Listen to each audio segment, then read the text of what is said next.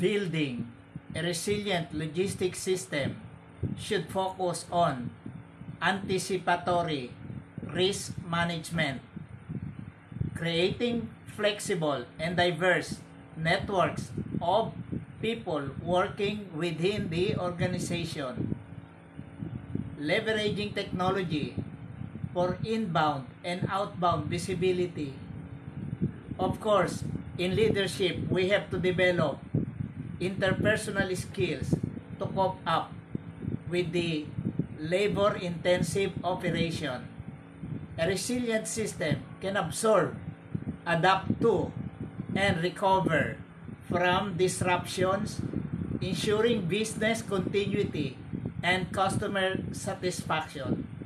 Thank you very much, and please subscribe.